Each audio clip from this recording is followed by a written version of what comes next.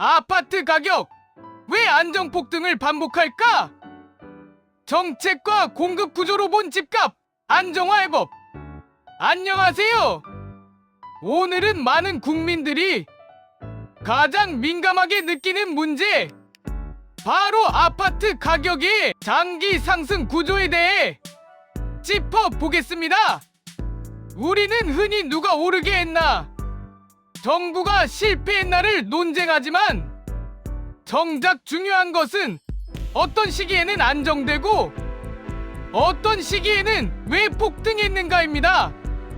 게다가 최근 내년 2026년 입주 물량이 크게 감소할 것이라는 보도가 나오면서 시중에서는 가격 상승 우려가 커지고 있습니다. 이 영상을 통해 정책 방향과 시장의 상관관계, 그리고 입주 물량 감소 영향까지 살펴보겠습니다. 정권별 아파트 가격 추이. 노태우 문재인 40여 년 장기 아파트 가격 추이 그래프. 먼저 이 그래프를 보시죠. 서울 아파트 가격 지수로 1980년대부터 현재까지를 나타냅니다. 이 그래프를 보면 세 가지 시기가 주목됩니다. 김영삼, 이명박, 박근혜 정부 시기 안정적 흐름, 임대중, 노무현, 문재인 정부 시기 가파른 상승, 최근 몇 년 최고치 경신. 이 패턴은 단순 우연이 아닙니다. 시장 반응과 정책 방향의 상관관계를 보여주는 중요한 단서입니다. 가격이 안정된 시기의 공통점. 김영삼, 이명박, 박근혜 정부 구간 강조. 이 시기에는 공통적으로 다음과 같은 특징이 있었습니다.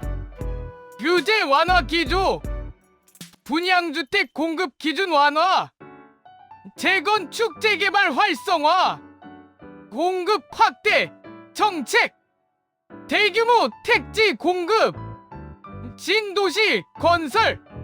그 결과는 가격이 안정화되는 흐름이 나타났습니다. 시장은 집이 부족할 것이라는 불안이 사라질 때 비로소 안정된 경로를 걷습니다. 다음 점, 가격이 급등한 시기의 공통점. 반대로 급등했던 시기를 봅니다.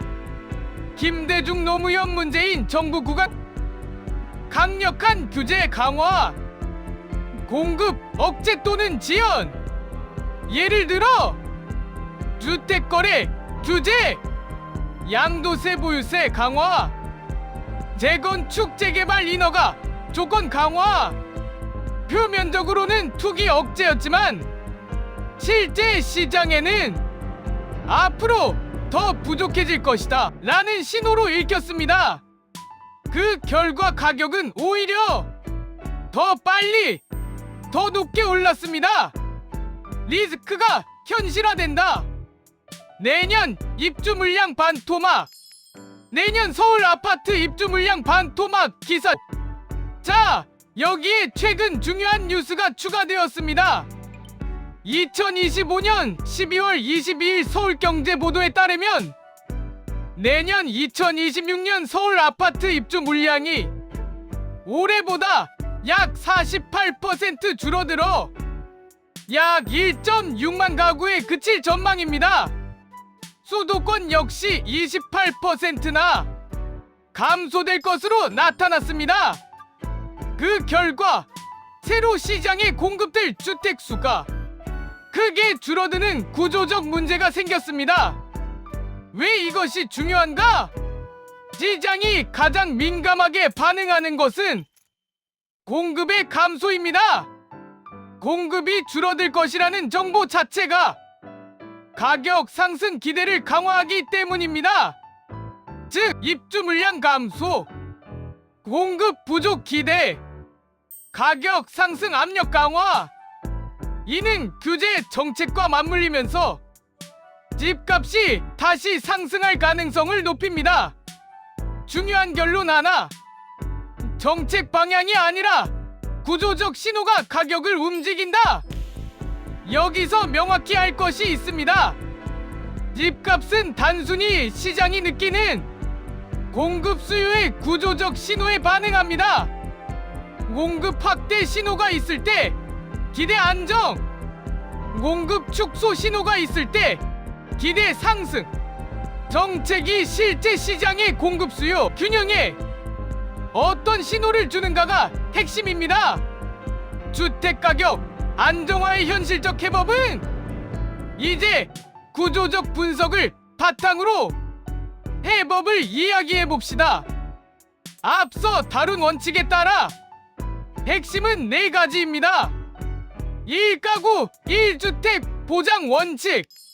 실수요자 중심의 보유 구조를 확립하고 투기 목적 다주택 보유는 억제해야 합니다. 무주택자 분양 우선권.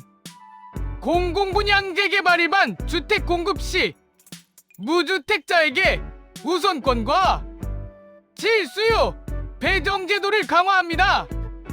규제 완화 공급 확대의 병행. 재건축 재개발의 용적률 상향으로 도심 저층 주거지에 대규모 고층 개발을 추진하고 그 물량의 상당 부분을 실수요자에게 배정합니다. 이는 가격 안정 시기에 나타난 효과적인 구조입니다. 도시권 그린벨트 공유 개발.